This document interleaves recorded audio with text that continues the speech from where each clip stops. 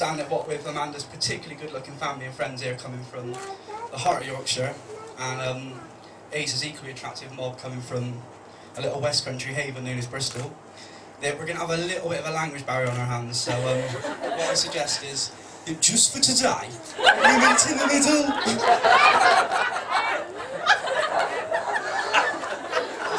Okay, you nailed it that time, but he's been practicing his Birmingham accent all the way up from the journey.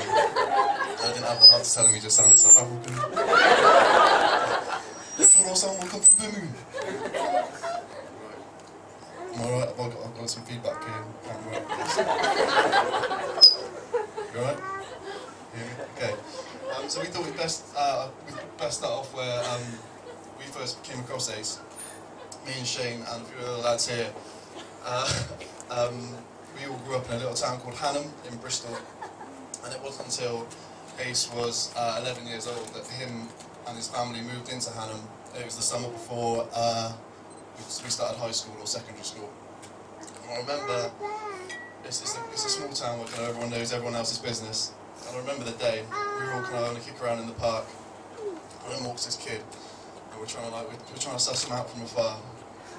And all I remember, he kind of sat down in the park, and he had no friends, because he was on his own, sat down on his things. And all I remember, I was just looking over, just had this huge, he was white, but he had this huge mop of hair, like, ridiculously, it was borderline afro, huge head of hair. He had these kind of tight stonewashed denim, these massive high-tech trainers. And do you remember, I don't know if you remember, those global hypercolour t-shirts, these fluorescent global hypercolour, the ones that change colour when you sweat? And we're like looking over going, God, they're like, just basically laughing at him. And I remember thinking, like, we started our kind of big school in a few weeks, we were like, that kid is going to get beat up. Anyway, I didn't think much more of it, but Wendy, this is Wendy Ace's mum, she's a bit of a bag now, so even though she let him go out dressed like that, she must have got talking to the other mums, and she kind of knew that I was the kind of kiddie to know around town. So Wendy rings my mum up to introduce herself. So I get back from, I was out playing, and I get back, and so my mum says to me, "Oh, just got off the phone to Wendy, now I want you to make friends with that new boy." And I was like, Mum, no! Mum, the kid with the afro? Mum, please, that is social suicide. She was like, no, you're going to make friends, and he's on the same route to school as you, so make sure you can call for him on your first day, and you can introduce him to all your little friends in school. I was like, Mum, no, please. My hero's global hypercolour. I can't. Besides, how am I supposed to introduce him to my friends? He hasn't even got a real name. It's like, hey, sir, what is that? Anyway, inevitably, I did what Mother said, and we introduced him to the gang. And pretty much from then, from that day, it's been almost 20 years now, we were barely on a day without seeing or speaking to each other. And just on one note, I'm so proud that he's asked me to be part of this day today. And I've had the joy to see these two fall in love. And I know exactly, I can see all the reasons why Ace has fallen in love, apart from they've got a shared love of crap reality dance programmes.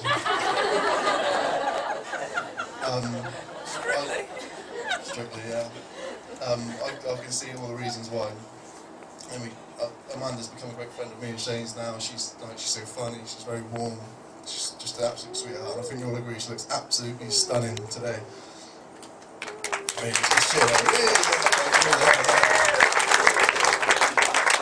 And knowing Ace as I do, for him to have bagged such a beauty as Amanda, I can only imagine that Wendy must have made a very similar phone call to Amanda 2 years ago.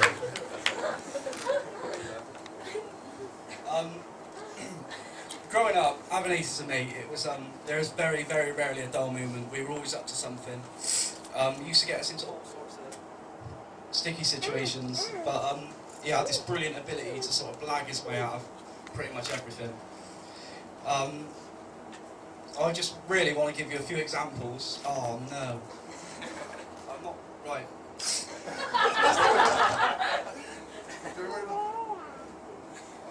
For those of you that don't know Ace that well yet, will probably perceive him as a bit of a sensible, kind, polite, straight-laced young man with an awful style. But then those here that do know him well, and I think you'll all agree that we see him as a confident, witty, intelligent young man with a surreal sense of humour and terrible style. Honestly, he's a complete one-off, and I just want to give you a couple of reasons just to back this up. For instance, when we were in school, he was the only kid, in fact probably the only kid in any school, whose favourite Spice Girl was Sporty Spice. And he fancied her so much so that he used to carry a picture of her in his wallet for probably about 2 years. And that is the truth. He's a one-off because when we were teenagers, he used to tell girls that he was a dolphin trainer in order to chat them up. And we had to sit there for hours on end listening to him fabricate a story how he used to train them, and he just loved those little animals. He's a one-off, and this pisses me off a bit. Because when we were in school, he was the only kid that in GCSE Design Technology spent 2 years doing absolutely no work whatsoever, just mocking mine and Matt's project, Matt's understandably, only to stroll in on the final day carrying a Manchester United trophy cabinet, which could only have come straight off the shelf at Manchester United merchandise shop. It's an absolute outrage if he got an A. And one more, this might turn Alex now, but he's the only person I know who takes every given opportunity to download a picture of Paul Scholes' Willie and just show it to anybody that is willing to look. If you haven't seen it, you'll see it by the end of the night, I guarantee. And nobody finds it funnier than him.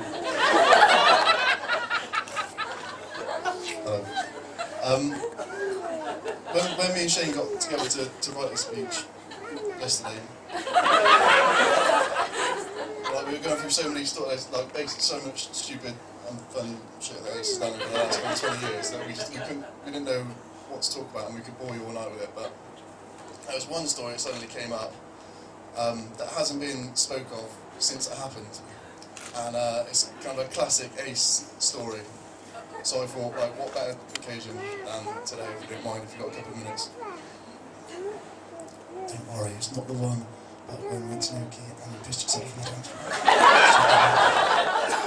And it's not the one on the way to Western that you piss yourself in. It's not either that we thought those ones. Not appropriate for the occasion, was it? Yeah, this one... Is it the one when he pissed himself in the kebab house in Thang? No, it's not. Nor was it the one where 2 weeks ago we went camping. What we said, no piss jokes. And this one goes back when we were about 15. This one goes back to when we were about 15, and the big part of me and Ace's friendship growing up was football.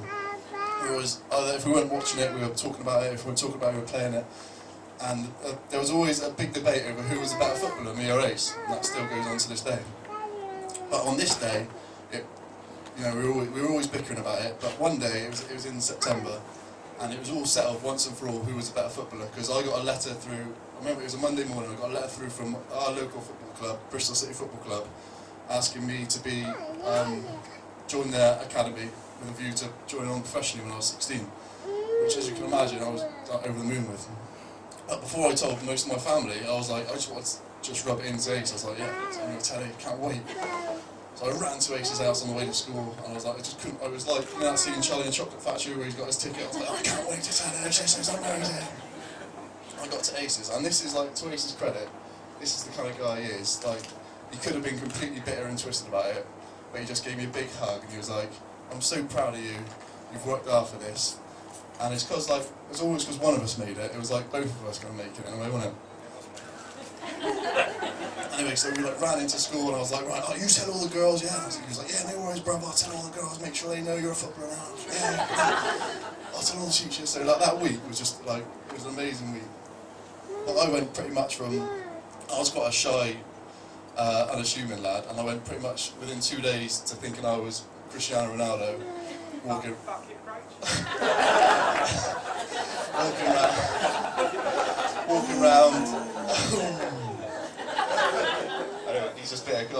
basically, because I was so big time, I was making him carry my bags around and stuff.